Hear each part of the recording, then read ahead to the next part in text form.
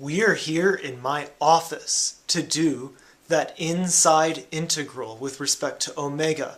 Remember that we just rearranged this integral. We changed the order of integration, and that is because we had the unknown function g, and we were able to take that outside of the inner integral. So it's still in the outer integral, the outside one, but it's not in the inside one. And so now we can do the inside one.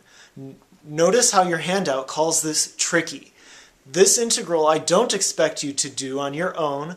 I don't expect that you would ever have to do this in this class.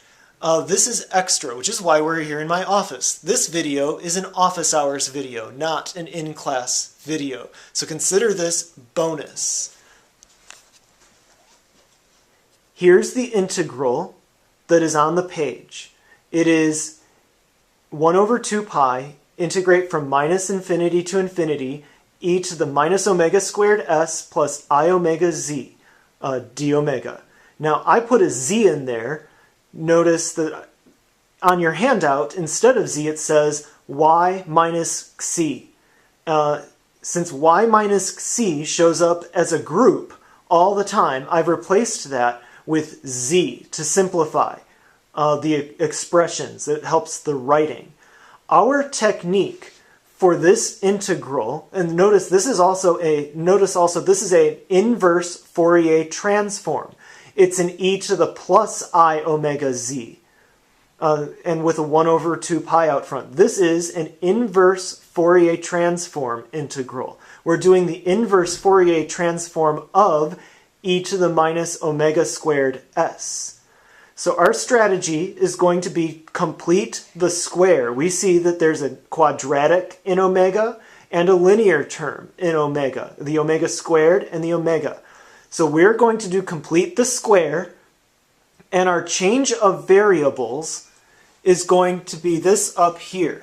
We are going to let v be omega square root s, and that's because in our quadratic term, it is omega square root s that is squared right there. So if we let v equal omega square root s, then that right there is a v squared, minus v squared. And so zooming back out, here's what we get when we make that substitution and complete the square. The linear term would be a minus iz over square root s. The reason there's an over square root s is because if there was an omega, and omega is v over square root s. And so there's an over square root s there. To complete the square, we divide by 2, and that's where the 2 in the denominator comes from. Do you see why it's negative? It is negative because we factored out the minus sign. There's a minus omega squared s that we factor out, and so it makes the other term from a positive to a negative. So that is what we get when we complete the square, and to do that we've added I squared z squared over 4s in parentheses, and since they're in parentheses with the minus, to balance that minus, we have to add plus I squared z squared over 2 squared square root of s squared. See that that's the 4s. So that's the balance part of completing the square. Notice also that we have to go from d omega to dv. So the other part of the substitution, or the change of variables, if v is omega square root s, then dv is square root s d omega. So the d omega from before, in order to change it to the dv, we have to divide by the square root of s. And so that's our first step of this integral. And as I back up, you can see that that's the first step of many steps here. So we just did complete the square. And now if we complete the square, we see that what's in parentheses here, I've called it u. That is one expression that's called u, and notice that's linear, and so if we find the du is just dv. So the dv becomes du, and we have e to the minus u squared. Notice that the I squared, z squared over 4s, those are all constants, and so those come outside the integral. So we have e to the minus z squared over 4s coming outside the integral, and then all that's left in that integral is e to the minus u squared, du, from minus infinity to infinity. So that simplifies things a lot. We're just about ready to do this integral now that we've taken all that stuff out of it. So now some of you might know, but probably don't know, that that integral is the square root of pi. But let's see why that integral is the square root of pi. If we take that integral and square it, let's multiplying it by itself. So now we're just looking at the integral. This is not equal to the last thing. This is a new expression. If we take that integral and multiply it by itself, notice that on the second one, we've changed the name of the dummy variable from u to w, and that's just to distinguish the two. But really, this is taking the integral that we have, the integral in blue that we have, that we want to do, and just multiplying it by itself, or in other words, squaring it. If we square it, we get these two integrals multiplied together, which when we combine them, like really combine them, multiply them together, we have e to the minus, in parentheses, u squared plus w squared. That should say u squared plus w squared. And so then there's du dw.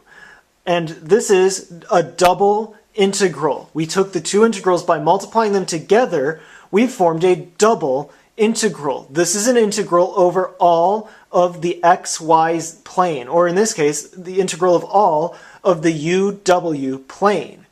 And so since this is over all of the uw plane, we can convert to polar coordinates. Notice that u squared plus w squared is r squared. That's how we convert to polar coordinates.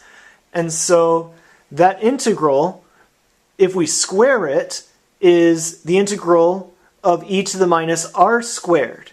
And so the integral itself would be the square root of this double integral. So now since we've converted to polar coordinates, the du dw becomes r dr d theta. R dr d theta, that's the du dw part. And then we can switch, r goes from 0 to infinity, because that's how we describe the entire plane, as the radius is never less than 0, it goes to infinity.